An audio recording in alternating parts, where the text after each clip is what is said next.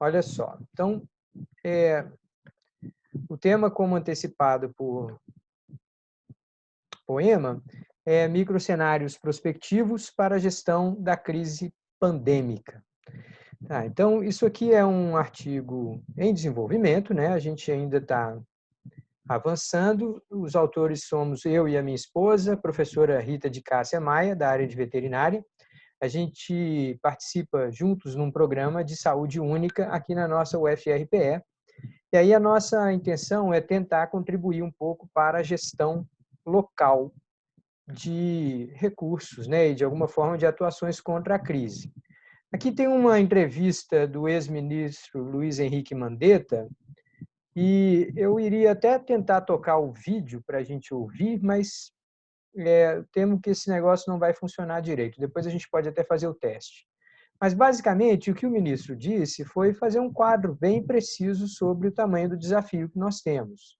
Então, a doença sendo altamente infecciosa, a aglomeração favorecendo muito a propagação, a expectativa muito certa de que haverá um número muito grande de infectados, uma parte desses infectados vai ter que ir ao hospital, outros vão à CTI e uma parte vai a óbito. Não temos vacina, não temos tratamento.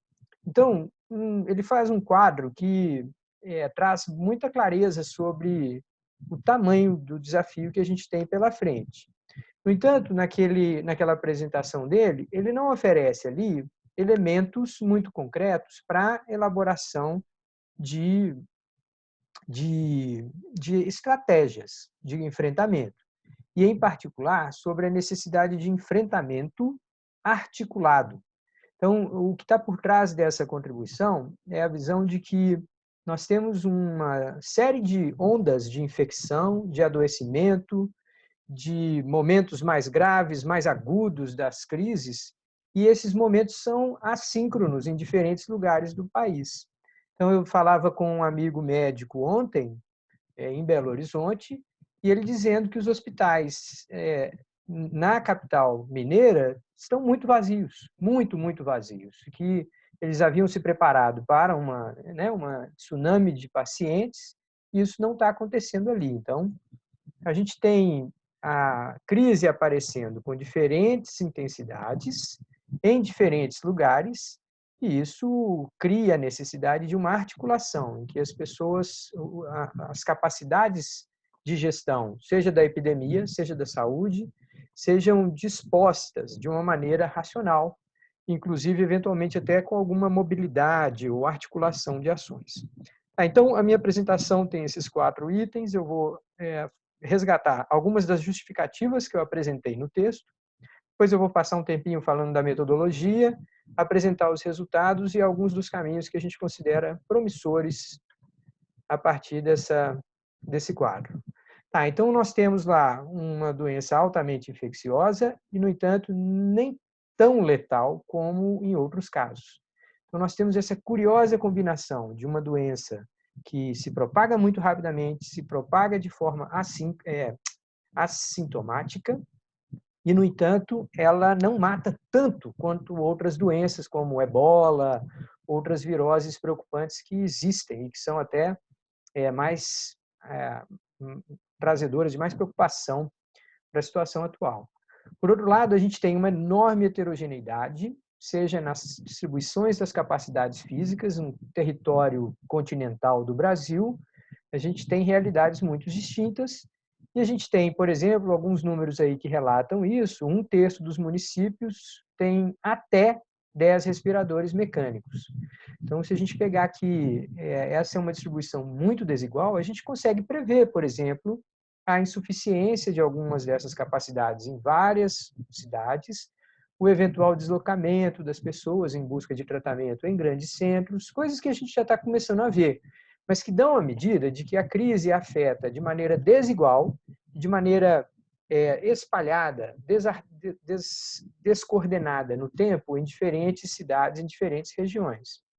Então, tem um artigo aqui da revista de Saúde Pública mostrando que uma das constatações ao se estudar a governança da política pública em nível regional é a necessidade de arcabouços que, por um lado, aumentem a interação dos formuladores de política com pessoas que podem trazer informação relevante, por outro lado, que sejam mais permeáveis a demandas sociais. E quando a gente fala demandas sociais aqui, não apenas os mais necessitados, mas também aqueles que têm grande forma de contribuir. Então, lideranças empresariais, órgãos de classe, enfim, às vezes até representantes do Poder Judiciário, e assim vai. Tá, então, o uso de cenários favorece esse tipo de discussão, principalmente quando a gente tem, e é o caso de uma pandemia, uma convergência ou a necessidade de fazer convergir opiniões diferentes, no entanto, meritórias. Então, é preciso ouvir os opostos, é preciso ouvir as pessoas com visões particulares, com perspectivas únicas, e compor um quadro mais rico. E nesse sentido que o arcabouço de cenários sempre foi historicamente reconhecido por favorecer, tá? Então, eles permitem trazer, essa é importante a gente lembrar, a gente já passando aqui um pouquinho para a metodologia, se a gente deu essas justificativas aí práticas e acadêmicas acima, a justificativa também da metodologia é o fato de que, por favor, não se assustem, eu não estou deixando de ser economista. Eu não deixei de acreditar nos modelos matemáticos, na formulação matemática, na econometria, para aprendizado e para contribuição da ciência econômica com a formulação de políticas. No entanto, o arcabouço de cenários é aquele que é resgatado e tem sido resgatado mundialmente em ambientes em que você tem grandes mudanças, como inovações, novas regulações, mudanças de valores e de comportamentos. Então, nesses ambientes, os nossos modelos, aqueles que a gente estabelece equações estruturais, variáveis exógenas, tudo, eles são pouco informativos, eles são pouco capazes de contribuir. Daí que hoje, se você fizer um experimento e puser lá num navegador como o do Google e puser lá a pergunta só para buscar a palavra cenários, seja em português ou seja em inglês, você vai encontrar um número extraordinariamente grande de referências, seja na notícia, seja na academia, seja na oferta de serviços. Então, é natural que haja uma ênfase maior nessa ferramenta no momento em que a gente precisa mesmo combinar essas capacidades. A metodologia do Schumacher é basicamente identificar fatores de mudança, que são aqueles fenômenos ou proeminentes ou subjacentes, mas que tendem a mudar profundamente um quadro da situação-problema. As tendências básicas são aqueles eventos ou processos que já são previsíveis, que os impactos já são até mensuráveis de alguma medida.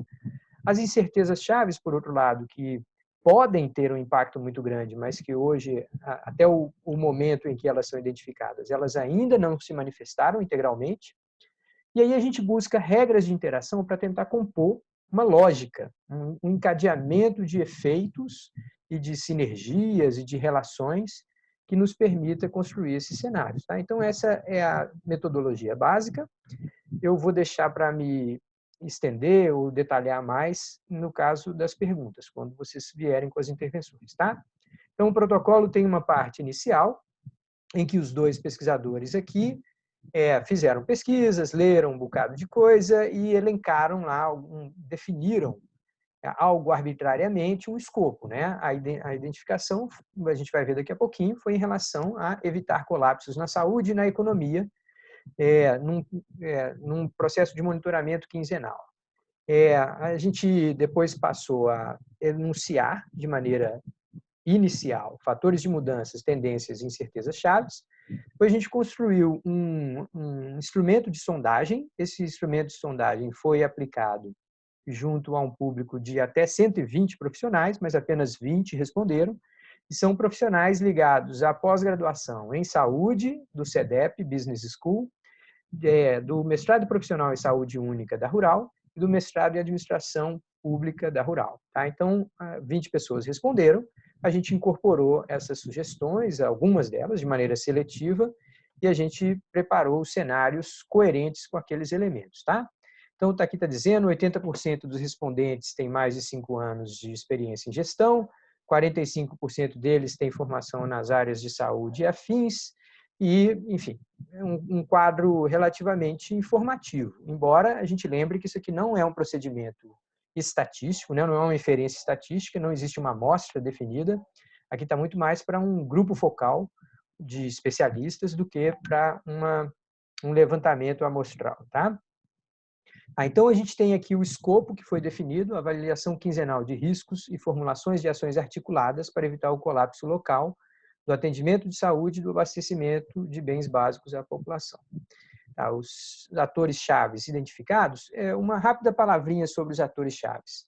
Aqui, os atores chaves são aqueles que são capazes de influenciar de maneira significativa o escopo do cenário no horizonte de tempo definido. Então, seriam agentes capazes de influenciar no prazo definido pelo escopo. Em prazos de 15 em 15 dias, essas pessoas, por reposicionarem-se ou por atuarem, elas seriam capazes de mudar quantitativamente e até qualitativamente a situação em questão, tá?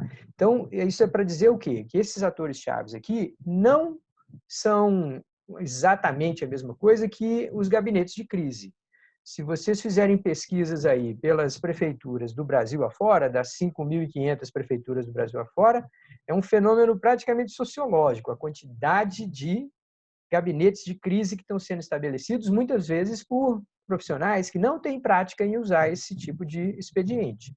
Então, há uma certa preocupação e há necessidade do desenvolvimento de ferramentas que sejam intuitivas e que apoiem essas equipes. Tá? Mas os atores chaves aqui não coincidem com os membros definidos para gabinete de crise de prefeitura. Tá? Embora o foco seja a gestão local, o gabinete de crise está focado em funcionar a máquina pública numa determinada direção. Atores chaves envolve entidades, pessoas e organizações além da organização pública, tá? Da administração pública. Então, seguindo adiante, já apresentando aqui alguns dos resultados, os fatores nacionais de mudança, né? A gente elencou esses que estão aí à frente. A propósito dos fatores globais, a gente não submeteu à consulta. Então, a gente restringiu apenas a fatores nacionais. O risco aqui era de fazer um questionário longo demais e, eventualmente, até não ter a seleção de profissionais que tivessem expertise para fazer essa leitura global, tá? Então, aqui os fatores nacionais elencados, os 6 primeiros já estavam na proposição inicial e o 7º foi proposto e acatado por mim, pela minha esposa, pela Rita, como inclusão de um fator relevante desses que têm provocado mudança e que ajudam a compor o quadro atual. Em seguida, a gente tem as tendências básicas, e aí a gente vê que a maioria dessas tendências básicas são desfavoráveis. Elas realmente apontam para um quadro muito preocupante. Então, antes de começarmos, o professor Guerino vinha escrevendo aí o seu pessimismo. Se a gente for ler esses 14 itens aí, a gente vai ver que a maioria deles é desfavorável ao desenrolar dessa doença. Tá? Então, altas taxas de internação, desemprego em queda, inadimplência, ampliação dos programas de governo, no entanto, é um problema por si só, mas é uma tendência. Burocracia, lentidão e desvios, maior cobertura da imprensa sobre mazelas sociais, isso também é um fator importante, torna mais complexa a solução dos problemas. Enfim, a lista que vocês provavelmente tiveram acesso aí. Depois vem as incertezas chaves. Aqui são aqueles eventos ou processos que podem ter um efeito muito significativo sobre o desenrolar dessa doença. Então, a disponibilidade de recursos para as famílias manterem suas necessidades mais elementares, o acesso aos programas. A gente tem visto aí um grande complicador que tem sido as enormes filas na frente da Caixa Econômica Federal para que as famílias tenham acesso aos recursos a que elas têm direito, para as quais elas já se qualificaram. Engajamento e resiliências de equipes de frente. Aqui a gente sabe que existe uma exposição muito grande desses profissionais. A gente espera que os equipamentos de segurança estejam sempre sendo repostos, sob risco de expor essas pessoas à infecção. Ritmo de infecções em áreas de baixa notificação. É natural que num país das dimensões do Brasil a gente tenha vários pontos cegos. A frequência e duração de disrupções em redes locais de abastecimento. Então, isso pode acontecer. A gente pode ter suspensão de serviços básicos, de água, de comida em algumas comunidades, isso pode ser muito preocupante. Efetividade das articulações políticas regionais, né? Então, a capacidade de governadores de conversarem com prefeitos e se articularem para resolver problemas. A suficiência das redes de assistência social, a probabilidade de efeito dominó e a chegada de tratamentos eficazes contra a doença. Todos esses são fenômenos que, ao se materializar, podem mudar completamente o quadro. Então, para organizar essa atuação de agentes com esse conjunto de fenômenos estudados, a gente preparou esse diagrama aqui. Ele parece ser confuso, mas, na verdade, ele é relativamente simples. A gente tem o início aqui no canto superior esquerdo, existe um núcleo central onde a crise se torna mais aguda, que existe à direita uma área, digamos assim, mais de impactos econômicos. Tá? Então, eu vou fazer a leitura bem rapidamente. A partir do momento que você tem transmissão comunitária, a gente tem, na seta que vai para baixo, altas taxas de adoecimento e internação, característica da própria doença, congestionamento e negativas de atendimento, né? A gente sabe que as nossas capacidades não são suficientes e, portanto, começa a haver grandes desastres humanitários. Então, o número de mortos, a expansão de cemitérios, toda uma discussão sobre logística funerária é realmente símbolo de uma tragédia. Isso tende, embora não seja uma ligação de causa e efeito direta, certa, isso tende a provocar instabilidade social e política. Tá? Por sua vez, essa instabilidade social e política gera para um quadro de denúncia, de denuncismo, de tensões políticas, mas também vai lá para cima nas necessidades de isolamento. Então, isolamento ou social ou vertical vão provocar imobilidade e restrição a certas atividades na sociedade. Com isso, a gente tem, por um lado, um quadro de falências e desabastecimentos pontuais, por outro, de desocupação e queda na renda. Ambos fenômenos tendem a exigir mais do poder público local e regional ou estadual, o que deve gerar resultados negativos nas contas públicas desses entes, algo que já é uma tendência e se reforça a partir dessa crise. Com isso, a gente tem dificuldades financeiras de prefeituras e estados, levando a um risco ainda maior de congestionamento e negativas de atendimento, que retornam para esse núcleo central aqui, de desastres humanitários, instabilidade social e política, denúncia e paralisação de equipes e, eventualmente, esse quadro numa espiral de agravamento infinito. Tá? Então, isso aqui não é para capturar por completo todas as dinâmicas envolvidas, mas é para tentar reunir os elementos centrais e que precisam, portanto, de atuação direta ou de reflexão daqueles que pretendem gerir essa situação.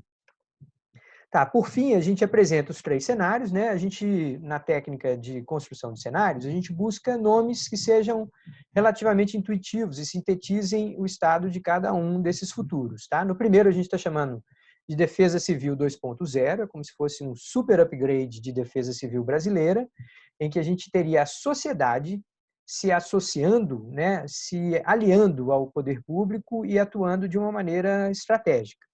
Isso é pouco provável de ser o quadro predominante no Brasil, mas isso é, por incrível que pareça, o quadro que já é predominante em algumas cidades do Brasil. Então, em algumas cidades do Brasil, você tem, sim, uma prontidão local com gestão eficaz da saúde, operações resilientes e verdadeiras pactuações que estão levando à supressão e podem levar até à supressão local e à prontidão. Então, esse quadro também é parecido com o que acontece na China, em Taiwan, em boa medida em Singapura.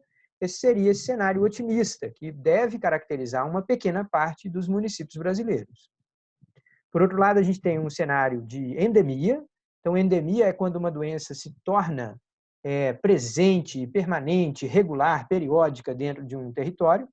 E aqui a gente teria algo semelhante ao que aconteceu com a dengue, com a chikungunya, com a zika. Então, a gente não é capaz de fazer a supressão desses agentes, esses patógenos, eles se implantam e se tornam parte da realidade local. Então, aqui a gente corre risco de ter gestão frágil, articulação intermitente, operações sobrevivem, mas com recursos emergenciais, a economia sofre uma recessão profunda. Isso tende a gerar trauma social, hostilidades intrarregionais. Então, é um ambiente de muita tensão e eu acho que esse é o quadro talvez mais provável de caracterizar a maior parte dos municípios, das localidades, mesmo que não seja um município, mas de micro-regiões no Brasil afora. E o último é o cenário que ninguém gostaria de ver, é o cenário gripe espanhola do século XXI, né? Nesse caso, a gente teria, do ponto de vista do engajamento e das coalizões, uma baixíssima adesão, falta de alinhamento. Em relação à capacidade de saúde, colapsos e grandes fluxos migratórios em função de negativas de atendimento. A economia colapsa também, se torna inviável a operação mesmo de negócios antes considerados resilientes, e a gente tem, do ponto de vista da institucionalidade, um esgarçamento do tecido social e uma crise que pode ter quadros agudos de violência e de desordem, tá?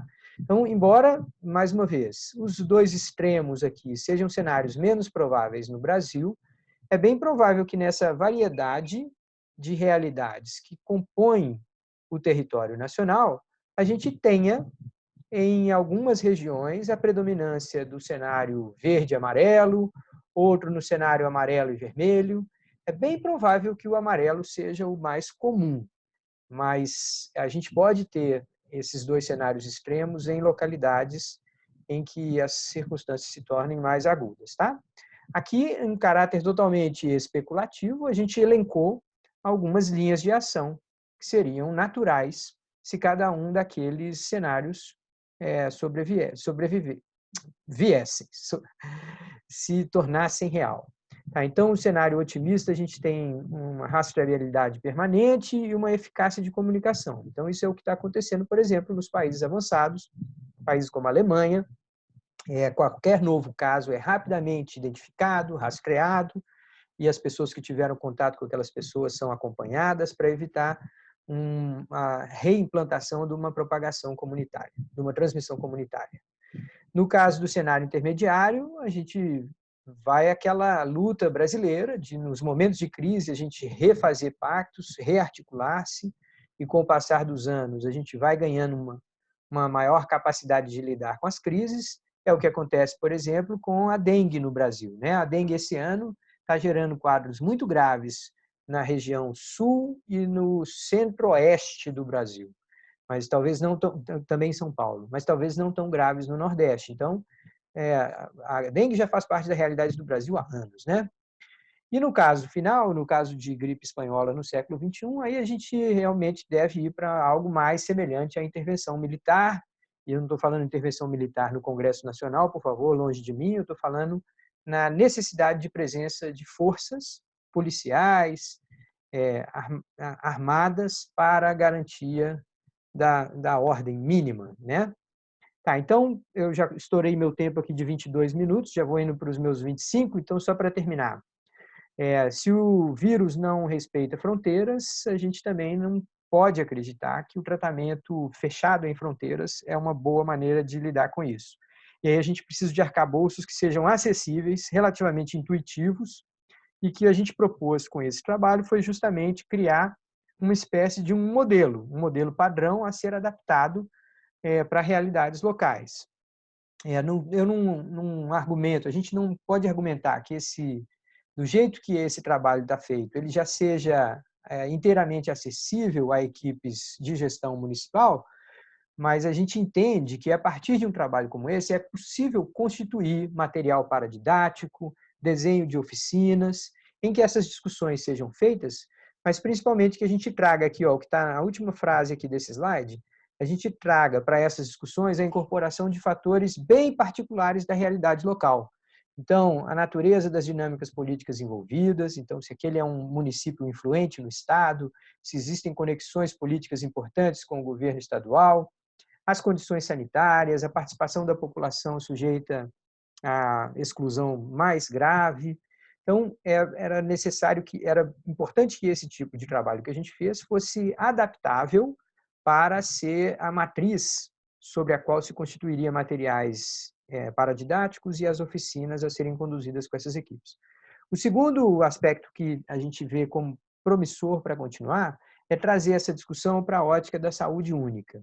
A saúde única é uma abordagem da saúde pública que reconhece que a saúde de humanos, de animais e do meio ambiente não são dissociados. Então, se a gente olha uma pandemia por essa ótica, a gente reconhece que, por exemplo, a emergência de viroses, o salto de viroses, de zoonoses, que vem de um animal como o morcego, um animal silvestre, passa por um animal de produção, provavelmente por um mercado, e isso chega à saúde humana. Então, aí está envolvida a saúde ambiental, a saúde animal, a produção animal e a saúde humana. Bom, essa era a minha explicação inicial. Eu acho que começou um barulho aqui, mas foi bom porque já estava na hora mesmo de eu suspender a minha fala e ouvir os colegas. Eu vou interromper aqui o compartilhamento de tela, mas se alguém tiver alguma dúvida, eu vou especificamente para o artigo, e a gente pode tirar a dúvida pontual diretamente no artigo, tá ok? Bom, paro por aqui, obrigado pela paciência e vamos embora.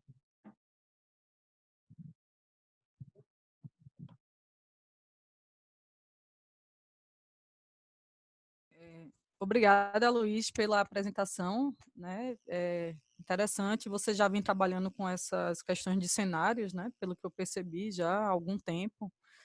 E aí, com certeza, irá facilitar nessa gestão dessa crise da pandemia, né? Do coronavírus. Eu acho que você tem muito a contribuir com essa áreas. Estou vendo aqui o chat, alguém se inscreveu, alguém quer Eu gostaria de fazer uma pergunta, mas a título de fazer alguma curiosidade. Eu não tô... Pode ser? Estão me ouvindo? Pode ser, Sônia, pode fazer, eu vou ficar muda. Maia, para mim Estamos. é uma metodologia nova, então eu fiquei assim, é curioso, eu li, e eu fiquei só com a dúvida em relação à questão de aplicação dos questionários. No caso de sondagem, a gente teria que ter alguma técnica de amostragem? Tem que atender um número mínimo de questionários? Vocês usaram alguma técnica específica? Obrigada. Então, Sônia, a gente aqui não está dentro do ambiente da inferência estatística. A gente não está fazendo uma amostragem para falar assim, então há uma predominância dessa opinião, há uma predominância daquela.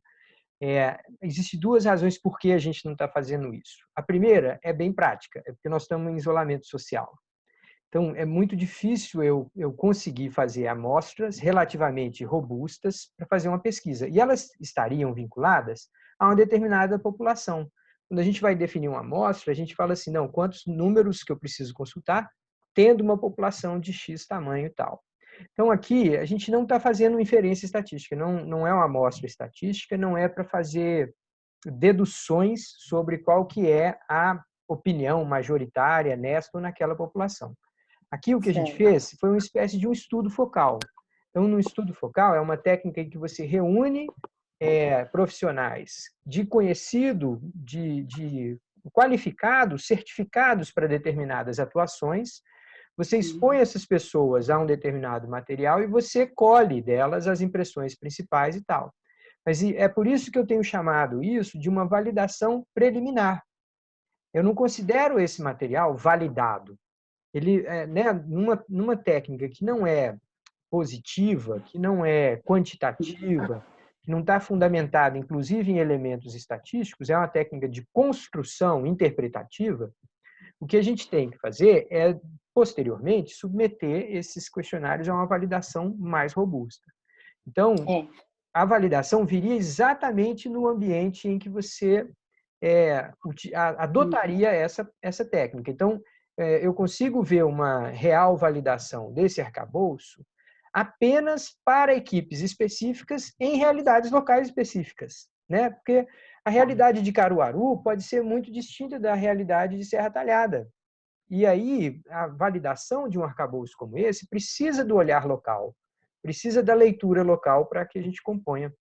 Então, essa é basicamente a explicação. Foi exatamente essa minha preocupação, porque tem aspectos lá dos questionários, até respostas que possam ter sido dadas pelas pessoas que foram inquiridas, vai depender de onde está essa pessoa, né?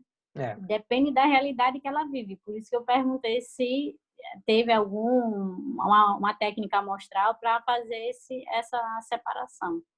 Pois é. Tá bom, Então, obrigada. é uma validação preliminar. Eu não considero esse material validado. Entendi.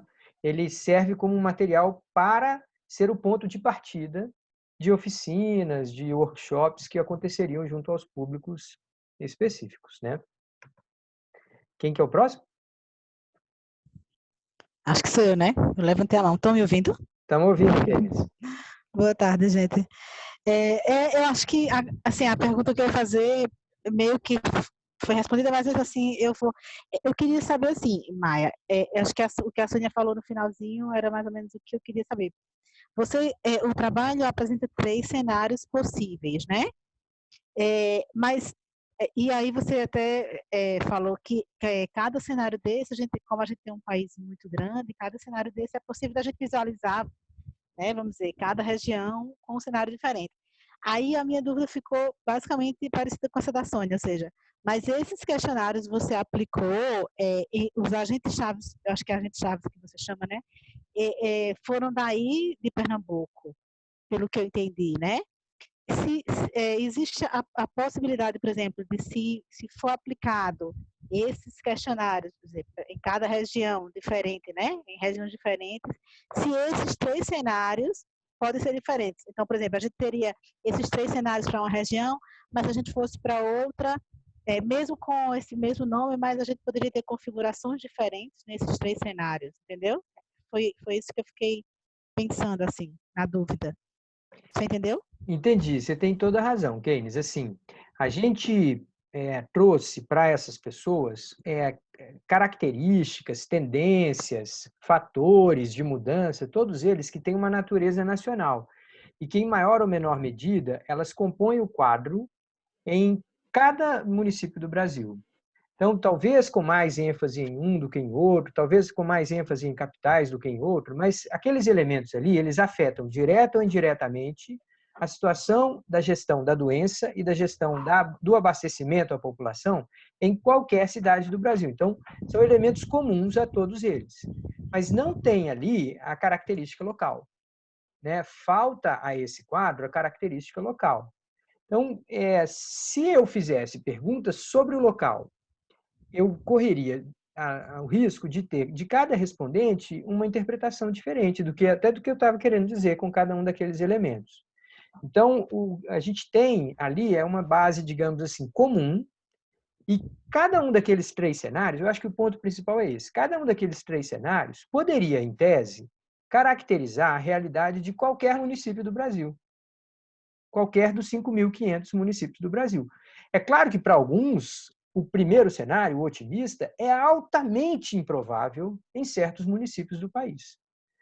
O outro, o do colapso, da gripe espanhola no século XXI, também é altamente improvável em regiões, por exemplo, como o interior de São Paulo, ou, sei lá, lugares onde tem a combinação de baixa densidade, instituições relativamente sólidas, grandes capacidades de saúde instaladas. Então, a probabilidade de cada um daqueles cenários emergir em diferentes locais varia bastante. Não sei se me ouviram ou cortou? Ouvi. Ô, Maia, e aí agora você falou, eu me lembrei de outra coisa. Você falou que, em virtude do isolamento, esses questionários foram enviados, né? Foi isso que você falou? E aí tem uma questão também interessante em relação a isso, porque assim, quando eu já trabalhei com pesquisas da Rede Seixas, por exemplo, que a gente fazia meio que testava questionários online e ia em campo, e é incrível que você tem uma diferença mesmo grande quando você está fazendo as perguntas, porque às vezes a pessoa não entendeu e você vai lá e explica, e quando ele está sozinho e lê e responde. Então, porque não dá nesse cenário realmente, mas talvez a aplicação presencial desse questionário trouxesse até resultados um pouco diferentes também, né? Tem toda a razão, tem essa limitação sim.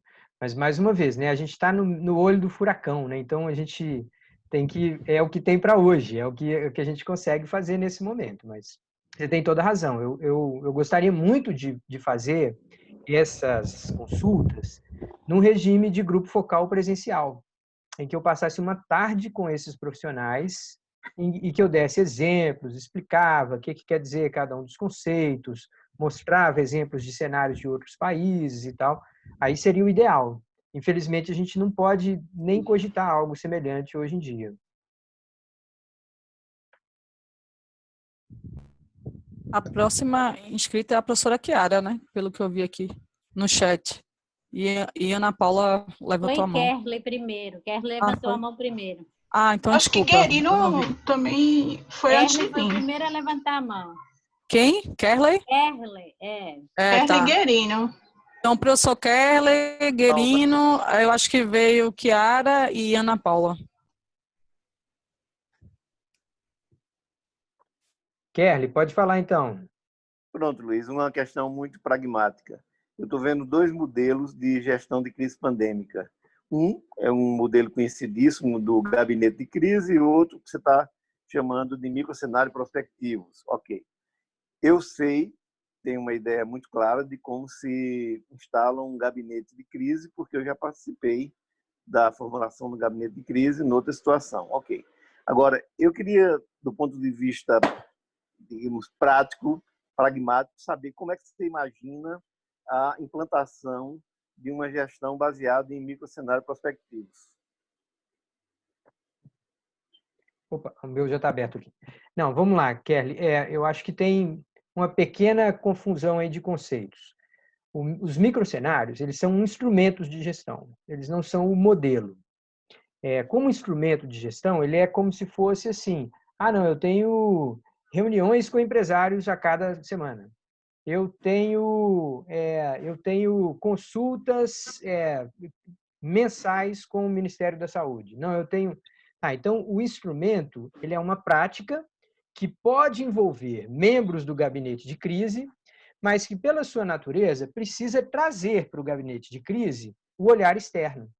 Então, a minha ideia, respondendo bem objetivamente sua pergunta, a minha ideia é que gabinetes de crise, sobretudo aqueles que são estabelecidos com membros muito inexperientes em tal tipo de atuação, adotassem, entre as práticas a serem utilizadas, práticas intuitivas como essa. Práticas que são permeáveis à convergência de muitos olhares, que provocam as pessoas a pensarem fora da caixa, a pensarem fora do que é o comportamento padrão, o que é a solução padrão, e que, de alguma forma, façam ventilar a tomada de decisão dentro de um gabinete de crise. Então, eu não acho que esse é um modelo alternativo ao gabinete de crise. Eu acho que ele é um instrumento possivelmente acessório ao funcionamento de um bom gabinete de crise. Ok, fica claro e agradeço o esclarecimento. Agora, de todo modo, não quero tomar tempo dos outros, mas eu gostaria eu vou pensar e depois podemos conversar um pouco, como é que fica esse link entre esse uso e os microcenários e o gabinete de crise, porque o gabinete de crise se caracteriza uma das características, talvez a principal, é a urgência na tomada de decisão. Como os fatos são muito graves, acontece que você tem que tomar decisão num tempo muito pequeno. Então, eu vi isso em enchentes e tudo. Então, você tem que fazer isso com uma rapidez enorme, porque nada fica esperando que você vá elaborar os modelos e tal. Então, beleza. Inclusive, eu associei também esses microcenários ao planejamento estratégico. E, de alguma forma, o gabinete de crise tem a ver com táticas de você implementar rapidamente as ações. Então, é uma curiosidade ver com clareza como é que um instrumento, como você muito bem separou, um instrumento desse de microcenário, pode ser usado num gabinete de crise. Mas parabéns pelo trabalho, já tinha me dado ao trabalho de responder o questionário para checar, dá trabalho realmente responder o questionário, mas parabéns a você e a Rita pelo trabalho. Legal, deixa eu só fazer um comentário sobre algumas coisas que você falou. A parte estratégica, ela não é local. É isso que talvez não esteja bem explicado lá no texto. É que a estratégia, ela não é reconhecida do ponto de vista local, mas do ponto de vista regional. Então, ela demanda uma espécie de uma grande liderança regional. E esses modelinhos, esses microcenários, eles, assim, idealmente, eles seriam uma linguagem comum de, por exemplo, um governador de estado conversar com um conjunto de prefeituras de uma região do estado.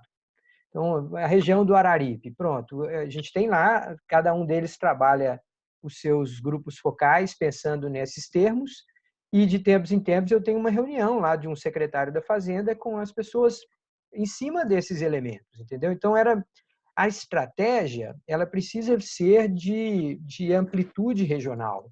Localmente, você tem toda a razão, ela tem um caráter muito tático, inclusive até, em alguns casos, operacional, não é nem tático, é direto, né? E a outra questão, que já está um pouquinho também nesse primeiro elemento da minha resposta, é a demanda por liderança, que a gente sabe que implementar uma coisa como essa requer uma visão, requer alguém que tenha a clareza sobre o que se pode alcançar com essa convergência de olhares. E muitas vezes, num ambiente de crise, isso não aparece, né? A gente vê o contrário. A gente vê as pessoas apontando o dedo, se acusando, assumindo que a culpa é desse ou daquele. Então, a adoção de um elemento como esse seria uma maneira de chamar as pessoas a superarem divergências e trabalharem juntas, mas isso em alguns ambientes não vai acontecer. Ok, obrigado, Luiz. Obrigado.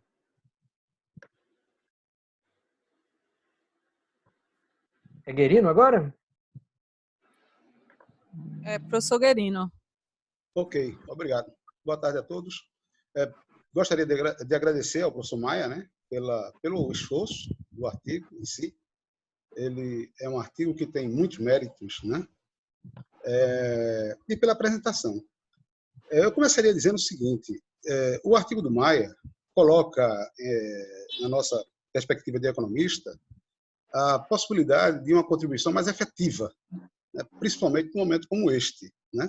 O trabalho, essa ferramenta explicitada por Maia e sua metodologia, ela é há muito tempo utilizada no mundo do planejamento privado, né? E serve também para o planejamento privado, primordialmente para o planejamento privado, onde as decisões são tomadas por uma cúpula e você pode, a partir de cenários desenhados, estabelecer. Duas observações que talvez fosse interessante, mas eu não sei até que ponto será útil o que eu vou dizer, mas explicitar no trabalho que o objetivo da criação do cenário não é dizer que a probabilidade dele ocorrer é de A, de X, de Y, de Z, mas simplesmente construir realidades futuras consistentemente, logicamente construídas a partir do presente contextual e do presente no sentido das tendências verificáveis e das, como você colocou ali, das incertezas especuladas, né? Então, você tenta não adivinhar o futuro, mas estabelecer futuros que são logicamente construíveis a partir do presente, a partir das forças, vetores, né, de força que possam impactar nesse futuro. Então, isso é útil em qualquer instância de tomada de decisão. Em qualquer nível de tomada de decisão, seja no nível privado, no nível local, regional, estadual, federal, regional, esse instrumento é útil. Porque justamente pelo que Kerry colocou, em determinadas circunstâncias, você precisa de urgência. E na necessidade de urgências, você tem que pegar o conhecimento existente e fazer dele algo mais útil. E uma maneira extremamente interessante de fazer isso é os cenários. Então, você está pegando especialistas em várias áreas do conhecimento e da ação dentro do setor público e privado, e está colhendo opiniões e tentando chegar a, digamos assim, eu vou aqui falar de forma grosseira, a uma agenda.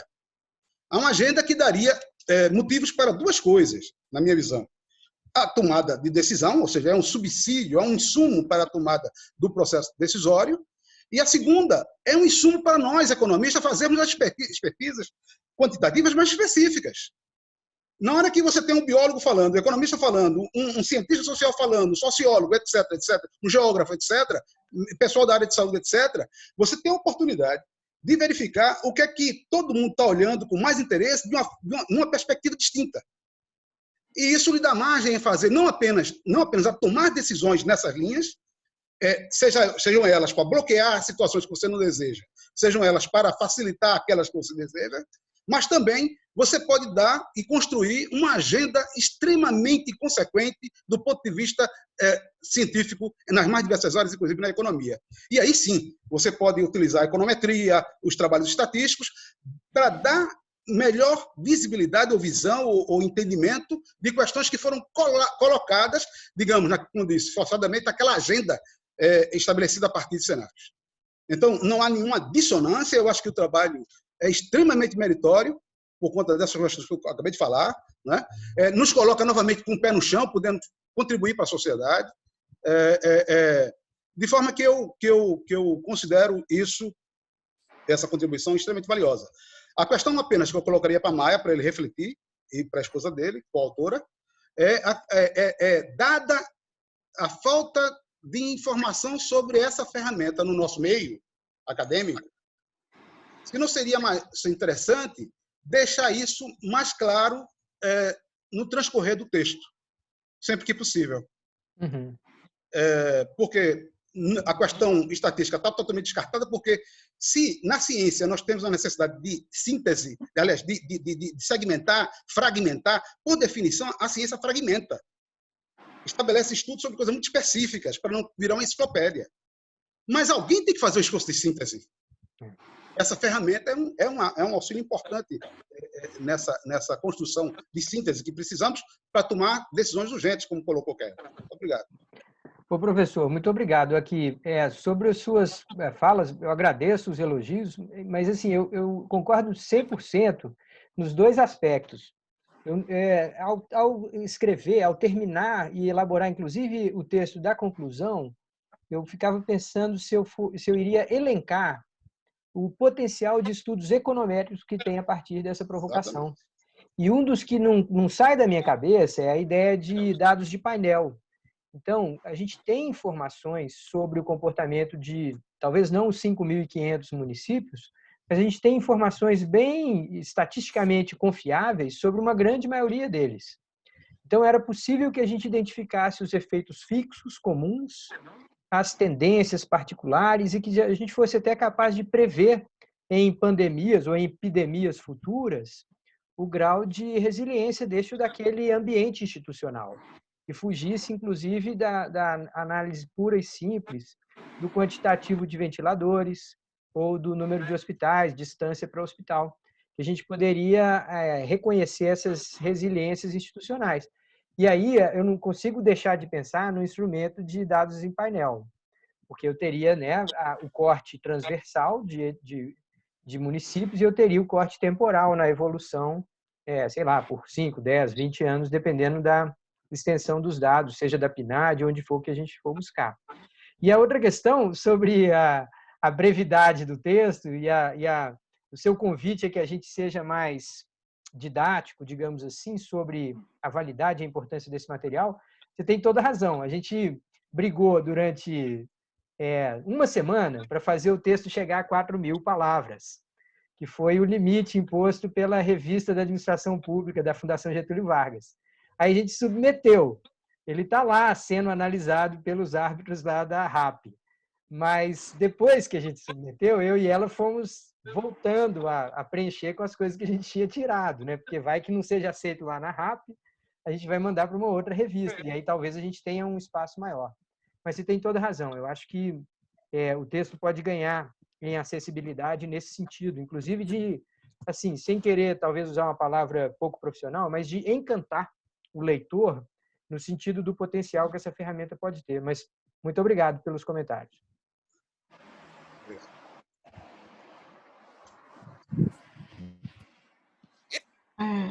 Eu acho que sou eu a próxima, né? Bom, boa tarde a todos e a todas. É uma satisfação aqui estar com vocês novamente, né? Eu acho que esse momento desde a primeira reunião, eu venho dizendo que é bem enriquecedor, pelo fato de só em conversarmos já nos engrandece muito e nos aproxima. Parabenizo ao professor Maia pela sua contribuição, um trabalho interessante e, para mim, com uma metodologia que eu não conhecia. Achei bastante interessante. Eu tenho poucas coisas a falar, mas eu, particularmente na página 9, eu tenho uma curiosidade. Na verdade, não sei nem se eu estou certa, né, quando eu li, né? Mas você disse que fez uma amostra de 120 pessoas, não foi isso? Isso. Lá nas porcentagens que você colocou na página 9 do artigo, só compreende 33 pessoas. Eu acho que é uma questão mesmo de ajuste na escrita, e depois você olha, não sei nem se... Eu acho que você colocou isso na tua apresentação, e eu acho que você nem observou a quantidade de pessoas, porque tem a porcentagem e a quantidade de pessoas, né? Aí depois tu dá uma olhadinha que pode ser algo que tenha passado despercebido. Mas isso não gera nenhum demérito. É só realmente uma observação. Assim, eu não conhecia essa metodologia e eu fiz uma pergunta aqui. Qual a tua opinião, até segundo a abordagem que você utilizou, sobre o afastamento social, né? Você pode contribuir segundo a abordagem, se houver explanação para isso, ou tua opinião particular mesmo. Bom, é essa pergunta, né? E depois aí eu vejo se eu posso contribuir com mais alguma coisa. Tá. Obrigado, Chiara. Eu vou olhar sim. Às vezes a gente pode ter digitado alguma coisa errada, essas porcentagens, número de pessoas. Aí eu vou dar uma conferidinha sempre na pressa de terminar, às vezes a gente derrapa. Vou olhar e vou conferir. Obrigado. Com relação a isolamento social, isolamento vertical, esse debate todo que está sendo feito, eu entendo a gravidade dessas decisões, a importância que tem se dado, mas, infelizmente, a gente está tomado por um ambiente muito contrário à racionalidade. A gente que estuda economia comportamental e um pouco de psicologia, a gente acaba vendo com certa regularidade a maneira como as pessoas emburrecem o debate ao adotarem lado, nós contra eles, ao serem lentas em revisar suas convicções, mesmo mediante evidências contrárias. Então, são tendências cognitivas que todos nós temos. Mas, em particular, o fenômeno do nós contra eles, ele pode ser duradouro.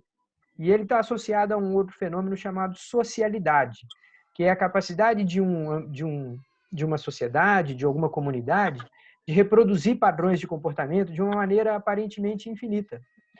Então, nesse sentido, o que acontece? A gente emerge uma realidade muito urgente, muito diferente do que as pessoas costumam viver, e as pessoas têm uma enorme dificuldade a se adaptar a ela. Na hora que você aparece com os regimes de isolamento social, isolamento vertical, e você permite lá uma variedade muito grande de opiniões, inclusive sendo gerada continuamente suspeição sobre as intenções de uma e de outra parte. Então, quando você faz uma discussão que era para ser objetiva e tem argumentos de preocupar-se mais com a suspeição dos argumentos do seu adversário, ao invés da sua consistência lógica, da sua embasamento técnico e tal, então você tende a ter um debate estúpido. Aí você deve ter ficado com a curiosidade assim, por que eu não mencionei sequer essas expressões? Né? Eu não usei a expressão isolamento social, isolamento vertical, distanciamento, eu não usei essas expressões no texto. Bom, aí foi proposital. O que talvez eu devesse colocar, nem que seja numa pé de página, mas deixar claro isso, é que a abordagem que está sendo feita ali não lida necessariamente com a técnica de distanciamento. Isolamento social, isolamento vertical, qualquer um desses é uma forma de distanciamento. A base da propagação da doença é a proximidade humana, né? Essas redes humanas que são praticamente onipresentes no planeta. Então, ao invés de se preocupar com a técnica, nós estamos preocupados com a adesão à técnica. essa abordagem que a gente apresenta, basicamente ela diria assim, não importa qual regime de isolamento você faça, desde que você faça muito bem feito, vai dar certo. E a verdade é que, se você for realmente pensar sobre essa questão, as escolhas estão sendo feitas sobre como as ferramentas seriam usadas, e não sobre a oportunidade de cada uma. As pessoas não estão julgando se a ferramenta de isolamento vertical é melhor ou pior que a ferramenta de isolamento social. Elas estão pré-assumindo que cada uma dessas ferramentas vai ser utilizada, ou adotada, ou incorporada pela população dessa ou daquela forma. E aí, portanto, seriam mais ou menos eficientes. Mas, assim, num mundo ideal, em que as pessoas seguissem muito fielmente a regra convencional, coletiva, a distinção entre as duas não faria qualquer diferença, desde que fossem seguidas muito rigorosamente. E acho que a discussão toda vai para esse ponto central. Mas você tem razão, talvez valesse eu colocar uma notazinha de pé de página falando assim, olha, resolvemos não tratar aqui sobre a polêmica de isolamento social e isolamento vertical, porque acreditamos que essa não é o cerne da questão. O cerne da questão é o grau de adesão, o quanto que as pessoas incorporam a regra, né, que por natureza é alheia, incorporam, internalizam, se apropriam dela e passam a acreditar que ela será oportuna, eficaz para si mesma. Essa questão que você fala aí, internaliza, incorpora, assim, seria uma avaliação de aceitação ou não, de cada um individual? Pois é. É isso que você quer dizer? Existe um conjunto de artifícios, de mecanismos psicológicos pelos quais uma pessoa adquire um comportamento. Então, a aquisição de comportamento, olha que expressão curiosa, aquisição de comportamento. Então, eu sigo muito de perto um pesquisador canadense chamado Albert Bandura. Tá? O Bandura trabalha com aprendizagem social. E na aprendizagem social, existe uma série de mecanismos pelos quais as pessoas se submetem, aprendem, identificam, analisam o comportamento a ser adotado, seja na observação de terceiros, seja na comparação com seus pares mais imediatos, seja na percepção de eficácia para si, seja na percepção de eficácia coletiva, né? Aquela ideia de uma andorinha só não faz verão e tal. Só para colocar as coisas em termos assim mais objetivos, por que a gente não consegue se livrar da dengue nesse país? Bom, porque a gente não consegue se livrar do vetor. Por que a gente não consegue se livrar do vetor? Porque a gente não toma as medidas mais elementares de evitar a propagação, a multiplicação do mosquito nas nossas residências, nas nossas comunidades. Por que uma pessoa que recebe a visita de um agente de saúde na sua casa, esse agente de saúde identifica lá um acúmulo de água num vaso, em algum compartimento, por que essa pessoa, na hora que esse agente de saúde volta na semana seguinte, essa pessoa continua deixando água? Você fala assim, bom, ela sabe, não é falta de informação. Ela sabe que ela está se expondo a um risco. Então, se não é falta de informação, o que é? Bom, aí a psicologia social vai falando. Tem a eficácia, autoeficácia, tem a eficácia coletiva. Uma pessoa pode pensar assim, não adianta eu fazer. Ninguém mais aqui em volta faz. Para que eu vou fazer? É inútil. Então, tem uma série de elementos que nos leva a adquirir, né? A fazer essa aquisição de comportamento, incorporação ou não. E esse é um fenômeno que a gente não consegue tratar de uma hora para outra. Então, o drama dessa epidemia é que ela exige mudança de comportamento. E a gente não consegue fazer. No nosso país, a gente não consegue mudar comportamento de uma maneira muito rápida. Aliás, a gente não adota comportamento que é defendido, ensinado há décadas. Então, pensa quanto tempo que a gente está lutando contra a dengue e quantos anos mais vamos ter que lutar contra a dengue. Então, isso mostra que, assim, a gente divulga, dá informação, fala nas escolas, mas talvez você gaste 30 anos para acabar com a dengue no Brasil. Será que a gente vai ter a mesma coisa com a... Eu acho, até só te interrompendo aí, que eu acho que esses elementos que você está querendo pontuar um deles é a incerteza, né? E talvez esteja um pouco associada, e aí eu vou até fazer um questionamento, como ensinar essas pessoas a se isolar ou se proteger quando elas nem têm educação para isso? É muito difícil ensinar isso às pessoas, e a gente vê isso aí no noticiário com muita clareza, né? Como ensinar, talvez a classe média, a classe mais instruída, sei lá, que tem mais qualificação, ela possa ter esse entendimento de como se cuidar, mas uma classe pobre que não tem nem água, nem sabão para lavar a mão, fica difícil. É mesmo de ensinar meio ambiente, a cuidar do meio ambiente, a um pobre de rua que vive lá abandonado na calçada. Né? Olha, você não joga não joga na rua porque vai danificar o meio ambiente, né? Degradar o meio ambiente. Então é muito difícil. Existe essa questão de dificuldade de mudança de comportamento também está associada a isso, né? E aí eu acho que realmente é algo que a gente vai passar ainda mais tantos anos, assim como o mosquito da dengue, né? Para tomar uma iniciativa ou até tentar conviver com ela. Porque não sei se vocês viram, mas tem uma pesquisa em Nova York que foi feita e esse vírus que a gente está lutando contra ele atualmente tem mais de 100 mutações, né?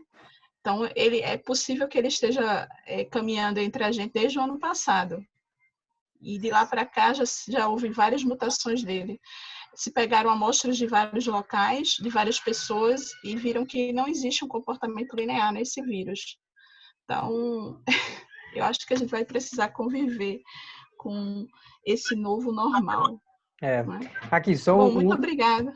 Só um comentário sobre a sua fala. Se eu tivesse que escolher uma coisa, a gente diria saneamento básico, mas não dá para fazer saneamento básico de uma hora para outra no Brasil inteiro, tá? Se eu tivesse que fazer uma coisa hoje, era um programa nacional de banheiro público. Tinha que ter banheiro público na cidade. As cidades tinham que ter banheiro público limpo, para as pessoas terem um mínimo de decência ao sair do ônibus, lavar a mão, ao entrar num restaurante antes de ter um banheiro público. Eu acho que seria uma política revolucionária, porque ela traria esses elementos da psicologia social, em que as pessoas veem outros fazendo, aprendem de maneira vicária, né? Aprendem pelo comportamento de terceiros e rebatem para si. Então, eu favoreceria o comportamento individual de pessoas no sentido da higiene, mas realmente vai demorar. Eu ainda digo, vai demorar. Eu ainda digo que isso é possível, que você está dizendo. A gente viu em algumas cidades aí do Brasil que aquelas filas da Caixa Econômica colocaram até pia com sabão, álcool em gel para as pessoas lavarem as mãos. E com aquela marcação no chão, né? Então, eles colocaram o banheiro público. Então, isso é possível, né? É só uma questão de política mesmo. Bom, professor, muito obrigada aí pela contribuição. Obrigado também. Quem é o próximo? Próxima? Eu. Oi, Ana. Eu estava lendo o teu texto. 6 horas. É interessante. E me lembrou muito, como Kerla também falou, do planejamento estratégico, mas me lembrou, assim, mais da matriz SWOT, ou seja, o que é que eu tenho, né, a strong, weakness, opportunities and threats. Né? Me lembrou muito isso e me lembrou muito a questão da administração. Né? Então, assim, o viés de administração e de comportamento. E me lembrou a época que eu participava de pesquisa qualitativa, porque você junta todo mundo numa mesma sala e você ali começa a fazer o debate, e daquele debate você traz alguma coisa. Mas assim, na construção de cenários, o que mais me chama a atenção é que quem são os técnicos, como você também falou, né? Quem são os técnicos que vão realmente participar. Porque hoje eu tive um debate também na minha comissão de direito urbanístico e todo mundo dizia assim, estava falando daqui de Pernambuco e como o Ministério Público se posicionou em relação ao lockdown. Né? E o mais interessante foi que todo mundo dizia, tem que ter um parecer técnico, só se pode se basear em qualquer coisa com parecer técnico, ou seja, quando você vai fazer também sua construção de cenários, tem que ser com base em parecer técnico, né? E a gente fica perguntando assim, quem são os técnicos que vão fazer isso? Ou seja, mesmo que você tenha uma sala de crise ou que você tenha uma comissão de crise, quem são os técnicos que vão participar e que nem sempre os municípios estão preparados. E uma outra coisa só que também, quando eu estava lendo o artigo, me lembrei, foi a questão da multidimensão, ou seja, eu não somente... Você coloca ali 4 linhas, né, e 3 possíveis cenários. Eu acho que, na verdade, você pode estar em momentos diferentes dentro daqueles cenários. Ou seja, para algumas ações, você pode estar lá na gripe espanhola do século XXI, ou você pode estar nos cenários mais brandos. Eu acho que são 4 decisões, né, se eu não me engano, que você coloca ali, 4 tomadas de decisão para você montar ali seu cenário. Eu acho que, na verdade, você tem na verdade, 12 ou 16 possibilidades ali de distribuição de espaços que você pode estar de cenários, né? Porque cada um, mesmo você considerando que você vai dizer assim, qual cenário está cada município, não são apenas 3, são uma variedade muito grande, porque cada um estaria ali com uma decisão para ser tomada. E eu penso assim, né? Quando eu faço uma questão da análise econométrica ou espacial, nós temos já dados, como eu disse antes, a gente tem os dados por município e quando surgiram, em que dia, na verdade, surgiu um caso ou uma morte em um determinado município. Os dados já estão à disposição e se pode fazer esse levantamento. Esse levantamento, aliás, desculpe, já está feito, você já pode utilizar os dados. Agora, o problema dos dados em painéis e dos dados, que diria, de séries temporais, é que nós vamos ter um curto espaço de tempo para séries temporais e para análise em painel nós vamos ter muitos zeros, quando você faz ou para município ou para estado, porque muitos dias, como você vai fazer uma análise em painel em dias, porque não dá para fazer por mês ou nem por semana, você vai ter muitos municípios que vão ter zero, né? 0 casos, 0, 0, 0 aparecendo, e quando aparece um novo, que muda a data, aparece um novo. Eu ainda não entrei em pormenores com os dados, mas pelo que eu olhei, né, os dados rapidamente, a gente vai ter esse problema, né? Então, assim... para fazer um estudo econométrico mesmo vai ter que ser cross-section, ou então você pegar assim, talvez por semana, né, juntar numa semana e por estado. Né? Não vai dar para fazer por município, porque são 5.000 e tantos municípios, e quando você coloca esses 5.000 e tantos, talvez por mesorregião, por macro-região homogênea, por mesorregião homogênea, se tenha mais esses dados, porque quando eles dão os dados, eles dão com o código do município, e você pode transformar o código do município num código de mesorregião, e você ter os dados por mesorregião. E mesmo assim, ainda vai ter muito zero.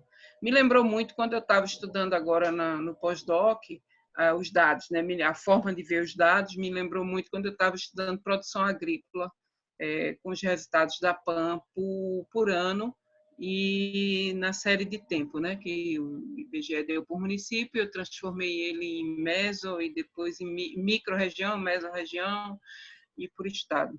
Então, assim, não vai dar para fazer muita coisa, dá para fazer, mas com certas restrições, a questão econométrica. E nessa questão de cenários, né, esses cenários, como eles têm que ser sempre revistos, porque a cada tempo você tem uma nova informação, uma nova quebra de paradigma, como, por exemplo, surge a notícia que hoje você...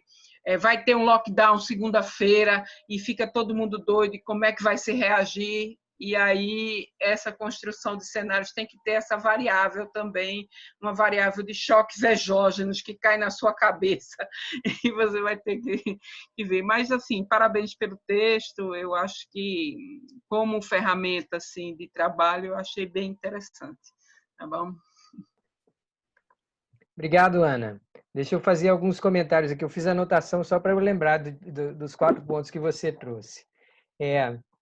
Forças e fraquezas, oportunidades, ameaças e tal, elas têm uma linha de construção de cenários que usa mais intensivamente.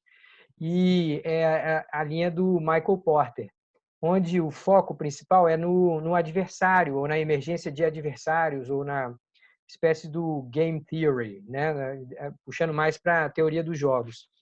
E aí constrói-se cenários a partir da ação, reação e eventual jogos interativos, né? Jogos de múltipla decisão contra um determinado adversário. E esses aspectos de força, fraqueza, oportunidades e ameaças entram na construção de cenários pela leitura deles. Aqui, como o nosso adversário é um vírus, eu considero a ideia de tratar o vírus como um adversário extremamente informativa. Inclusive, é uma das coisas que frequentemente eu me pego fazendo. É de, assim, claro, com uma certa licença poética, pensar em qual que é a estratégia do vírus. Por que o vírus é tão bom? Como ele é tão bom? O ministro Mandetta, naquela entrevista que eu citei, ele fala assim, nós temos um vírus que é competente. Ele usa essa expressão, o vírus é competente. E eu realmente acho que, assim, concedendo uma certa licença poética aí, a gente pensar num vírus como sendo um adversário que tem uma estratégia, que sabe como vai te atacar, explorar suas fragilidades, é informativa. Então, eu acho que vale a pena pensar sobre esse ângulo, sim. Quanto à dimensionalidade, né, a gente colocou só 3 cenários, a gente usou aqui a técnica mais elementar, que é pensar no cenário extremo ruim, extremo bom e o intermediário em todas aquelas variáveis. Mas você tem toda a razão. Eu acho que um trabalho com mais fôlego, né, que não tivesse tão restrito a 4.000 palavras, ele deveria ter tratado, por exemplo, de 4 cenários. Se a gente tivesse 4 cenários, a gente evitava a tendência tão comum de todo mundo ficar em cima do muro e sempre achar que o do meio é o mais provável e tal, porque acaba sendo quase indutivo. Quando eu coloco 2 extremos e um do meio, todo mundo considera com mais atenção o do meio, né? Então, talvez trabalhar com 4, em que eu fizesse variações daquelas dimensões, mas você tem toda a razão, o potencial seriam 12 distintos e, eventualmente, com curiosidades, assim, com aplicabilidade específica para este ou para aquele município. Quanto à estratégia estatística, eu entendi o que você está dizendo. Ao tentar fazer uma conexão com os dados que você conhece, diários da doença, com o que poderia ser estudos motivados a partir do que eu apresentei aqui. Mas eu acho que tem uma etapa, Ana, que a gente pode explorar, que é a transformação de dados em indicadores. Os dados, eles são muito bons justamente porque eles são bem fechadinhos, bem microdimensionados, né? Eles têm limitações bem específicas, e aí você pode combiná-los, você pode tratá-los como sendo tendências, identificar tendências e tal. Então, só para dar um exemplo do que eu estou dizendo, assim, ao invés de lidar com o que aconteceu em cada dia, da infecção e da propagação de uma doença num município, eu talvez pudesse pensar assim, como se alteraram os indicadores do dia 1 ao dia 100, do dia em que foi registrado o primeiro caso confirmado até o dia que alcançou. Então, ali eu definiria o lapso de tempo do meu indicador. E aí eu poderia ler indicadores orientados pelos dados. E aí eu falava assim, não, tal sistema mostrou mais prontidão, menos prontidão.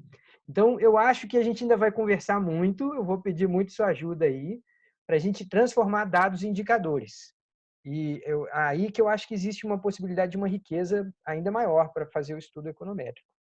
E o 4º e último ponto, deixa eu me lembrar aqui, sim, foi a questão de revisões e da temporalidade.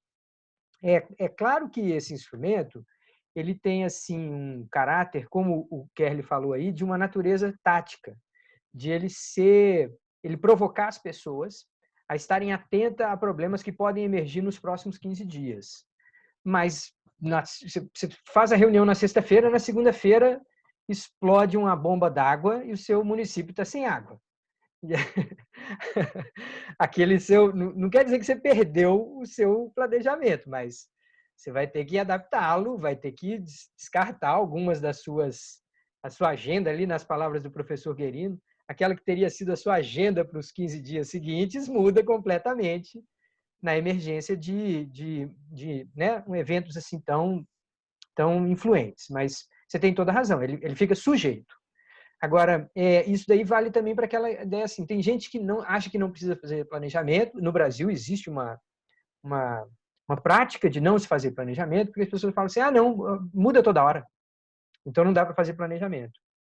Então, elas não entendem que, na verdade, o que está fazendo é fazendo mau planejamento. Porque se fizesse planejamento adequado, um dos elementos do planejamento seria a regularidade de mudança.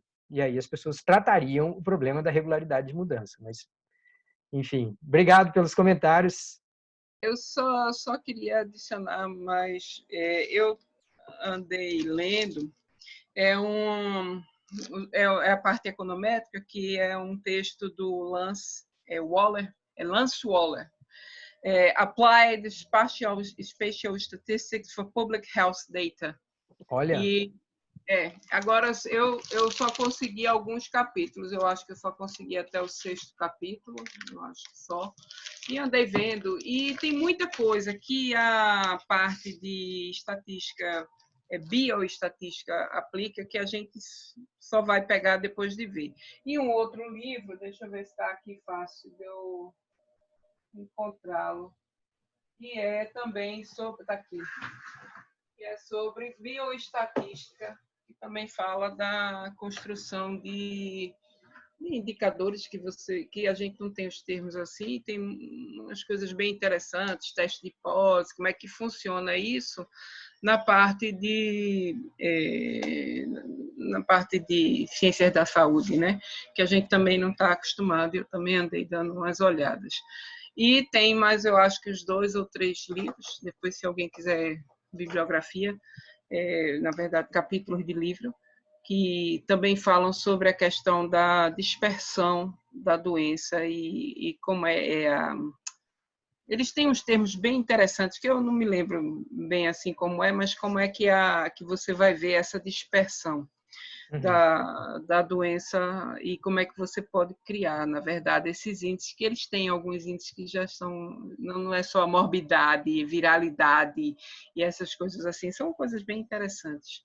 Tá certo? Excelente. Vamos montar um projeto lá no Peteca, né? Peteca, que é o Peteca, me lembrei. O Peteca, eu estou criando lá no CNPq já liberaram e já a gente vai ver como é que vai o Peteca funcionar. Mas o Peteca tem análise de políticas públicas da saúde e da educação. Pronto, né? Aí, estamos dentro. Estamos dentro. Ótimo, obrigado, Ana. Quem que é o próximo ou próxima? É Álvaro, não? Não, eu acho que tem escrito eu e Beatriz antes do Álvaro. Eu não sei quem escreveu primeiro, se foi eu ou se foi Beatriz. Mas, de qualquer forma, eu já estou falando, rapidinho, é só um comentário sobre essa questão do isolamento, né? Realmente, a gente discutir o tipo ideal de isolamento no Brasil é quase desnecessário nesse momento. A galera não está respeitando nenhum isolamento mesmo. O Maranhão decretou lockdown, aí você chega na periferia, tá cheio de gente, bombando. Eu estou muito pessimista com relação à duração desse problema no Brasil, porque tá difícil, viu? Era só isso que eu queria dizer, era relacionado ainda alguns comentários anteriores, era só isso. Legal, obrigado. Obrigado, Keynes. Álvaro? Próximo é a Luna ou é Álvaro? Acho que Beatriz colocou no chat aqui que passava a bola para o Álvaro. Ah, tá.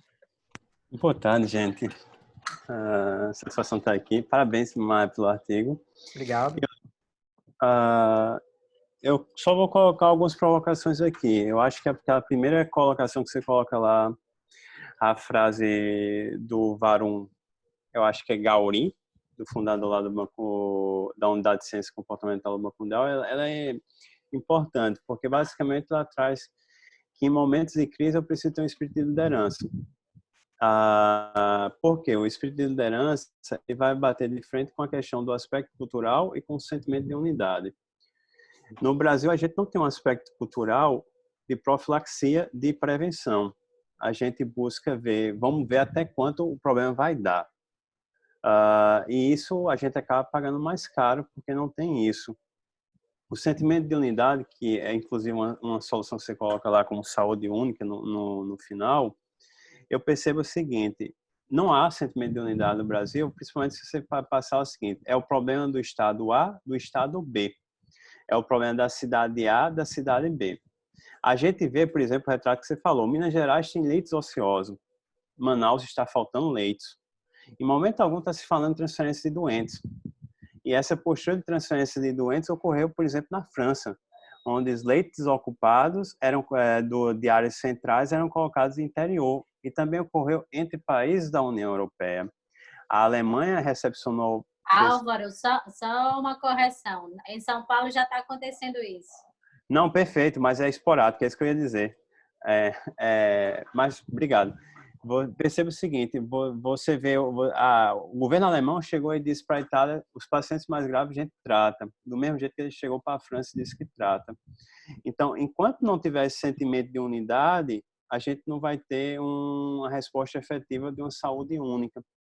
Enquanto eu estiver tratando... A gente viu agora, por exemplo, a aprovação dos recursos aos estados. Foi se brigar para você gerar arbitragem para quem tem direito a receber mais recursos. O peso populacional e o peso da presença de doença.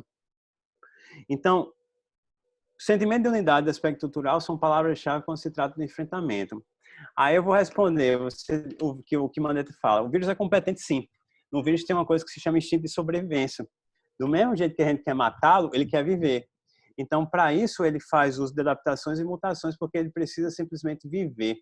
A última reportagem que eu vi no portal R7 falava que tinha 257 mutações do vírus. Ou seja, a cada dia ele tem a dinâmica de se reproduzir de maneira diferente para dar resposta à adversidade que é colocada a ele. Então, eu acho, como sugestão você coloca lá, eu colocaria uma terceira, que era um sistema único de informação. A partir do momento que eu tiver um cadastro único de saúde, de fato, onde a gente já tem um elemento único, que é, no caso, o nosso CPF, onde você tivesse todas as comorbidades, as patologias e as adversidades que aquele paciente passou, inclusive a gente já tratou isso em momentos anteriores, eu teria como montar um cenário estratégico a partir de um banco de informação. Então, seria uma terceira sugestão que eu colocaria lá naquele cadastro, lá, na tua parte conclusiva. Eu colocaria que o aspecto de informação, ele contribuiria tanto para tratamento como para a profilaxia, a prevenção. E no mais, parabéns, porque no meio da efervescência você buscou uma pergunta a ser respondida e você buscou caminhos para ser respondidas e buscar, de fato, a academia está aqui, a academia consegue dar resposta a problemas do dia a dia, do cotidiano. Obrigado, Álvaro. Excelentes comentários, amigo. Olha só, eu queria só comentar sobre esse penúltimo aí. Você falou sobre, eu acho que o termo certo seria prontuário eletrônico, né? Seria se a gente tivesse uma espécie de uma base de dados da informação de saúde de cada pessoa, por CPF. Existem projetos em apreciação no Congresso Nacional sobre a emergência de um prontuário eletrônico único. Mas existe um debate praticamente interminável sobre privacidade. E o quanto de informação que o Estado tem direito a ter sobre você, o quanto de informação você tem direito de negar, mesmo ao Estado, de maneira anônima, recolhendo de maneira anônima. Então, existe uma questão preocupante aí, mas que eu acho que em momentos como esse, de crise global, a sociedade é forçada a fazer escolhas. Então, talvez a gente venha abrir mão de muitos desses aspectos da privacidade, e isso tem riscos, obviamente, mas pode ter um grande ganho nesse sentido. E, em geral, eu tenho mesmo essa percepção de que cada um de nós temos assim, vontade de contribuir com problemas práticos. E a sociedade nossa, perdão, a nossa universidade, ela só começou a se mover nessa direção. Mas eu tenho muita sorte de fazer parte de 2 mestrados profissionais. Então, entre os meus alunos, eles são pessoas que estão na linha de frente, de alguma forma. Teve alunos que eu convidei para vir para cá e que entraram e tiveram que sair rapidamente, mas que eles estão trabalhando. Então, assim, a gente acaba tendo contato com pessoas que estão, seja na gestão da saúde, no enfrentamento de doenças, seja na administração pública. Então, eu acho que esse é um bom caminho para a universidade. Desenvolver mais programas profissionais, porque cresce todo mundo. Cresce a academia, que tem problemas bem palpáveis para tentar contribuir, e cresce a própria sociedade, de maneira geral, na medida que a administração pública e saúde pública melhoram. Mas muito obrigado pelos comentários. A propósito, gente, eu não estou anotando, vou só explicar, eu não estou anotando porque está tudo sendo gravado, tá, gente? Então, estou confiando que a gravação depois vai me permitir resgatar tudo que vocês estão falando. Eu só queria também colocar outra questão, aspecto cultural, é o seguinte: quando a gente fala de uma pessoa que está marginalmente na sociedade, ou uma pessoa que está de comunidade, onde o tiroteio é algo frequente, o risco à vida é algo presente, a valoração da vida ela é diferente. Foi mostrado, vários veículos de comunicação já foi lá na periferia e perguntou por que não há isolamento. Ele disse porque o risco da vida a gente vive diariamente. Mas quando você tem a ascensão do nível, você vem ao nível de conhecimento, você percebe o seguinte: quanto mais eu conheço, mais eu faço a diferenciação entre que é algo ruim e é bom. Mas a partir de que a morte se torna algo trivial nas comunidades, é como se a gripe fosse mais algo do cotidiano. A gripe Covid-19, que eu estou chamando assim. Então, a cultura e a realidade de cada um, ela interfere diariamente de como você vai enfrentar aquilo, de qual grau de confiabilidade e de que você imputa que aquela medida deve ser tomada para si mesmo. Tem toda a razão. Muito obrigado. Kerly, tem mais alguém inscrito? O Kerly vai falar? Não. Não, vou sim. Ah, vai? Eu não vi, não, professor. Não, mas eu só quero fazer um comentário sobre. Acho que a Beatriz está na frente. Ah, Beatriz. Mas Beatriz me dá, que é um comentário sobre Álvaro, não é um comentário seu. Álvaro levantou muito bem esses aspectos culturais, eu concordo, mas essa coisa de transferência de doentes, eu acho que não é uma questão cultural. Álvaro está esquecendo das dimensões do Brasil. Então, você pôr alguém numa ambulância ou num ônibus e transportar da Itália para um hospital alemão, foi da Itália e foi outro país, França, e botar na Alemanha, isso não custa nada em termos de tempo. Com aquelas autoestradas, em pouco tempo, você está dentro de um hospital na Alemanha. Agora, imagina você transportar gente da Amazônia. Primeiro, só sai da Amazônia numa situação dessa de avião. Quer dizer, como é que você vai... Isso seria extremamente difícil, você transportar gente da Amazônia para ser atendido em Belo Horizonte. Não é uma coisa simples como você transportar alguém da França para a Alemanha ou da Itália para a Alemanha. Principalmente, digamos, do norte da Itália para a Alemanha, o cara vai em algumas poucas horas, né? Então, o Brasil, essa estratégia de fazer a ocupação ótima dos leitos, talvez seja muito cara. Só que eu queria fazer esse adendo ao comentário de Álvaro. Posso falar? Pode. Peraí, desculpa. O André Cuomo, é sobre isso que ele falou, na mesma linha que o Kerry, que em Nova York tinha que se pensar uma nova reconstrução da cidade em que existisse um sistema de saúde, porque o que tem lá é um conjunto de hospitais não integrados. Então, essa sua questão, eu considero relevante, também desse aspecto que o Kerry falou, mas se isso acontece numa cidade como Nova York, a ponto de ser explicitado pelo governador, o que diríamos nós aqui no Brasil? É claro que há muito espaço para esse tipo de cooperação. É só isso. Mas só deixa eu colocar um parênteses aqui. Kerly, eu sei, mas os transportes foram aéreos. E a gente tem uma coisa que se chama a nossa Força Nacional de Segurança e temos o Exército, a Marinha e a Aeronáutica, que até segunda ordem estão atuando de maneira pontualmente e de acordo com requisição. A partir do momento que a gente vê um sistema iluminado, não necessariamente eu preciso levar da capital Manaus para BH, mas é só mapear o que há por perto, a gente utilizar o sistema de distanciamento de informação. E na medida que o recurso mais próximo está ocupado, eu vou passando para setores mais distantes. Mas é aquela história, a gente não tem nenhum sistema de informação do quantitativo de UTI único disponível para se atuar para todo mundo. Está se buscando um quantitativo do Sistema Único de Saúde, SUS, e rede privada, em alguns momentos você tem, mas em outros momentos você não tem. E também está tendo um debate que se o privado, no momento da necessidade, ele possa se tornar público, que foi o que aconteceu, por exemplo, com o Trump na General Motors, que ele mudou a linha de produção para produzir respiradores, e outras demandas que ocorreram pontualmente. Resta saber, por exemplo, se as UTIs privadas do Recôncavo brasileiro podem ser utilizadas para internar agentes vindo do Sistema Único de Saúde, dado que o objetivo é salvar a vida. Inclusive o uso dos jatinhos, né? Eu vi uma reportagem ontem falando que o pessoal do norte, né? Os ricos do norte estão fretando UTIs móveis, né? Jatinhos, para serem assistidos em Brasília e em São Paulo nos hospitais particulares. Isso mostra a desigualdade gritante que a gente tem no país, né? Desculpa aí, sem querer ser chata, mas cadê Beatriz, hein?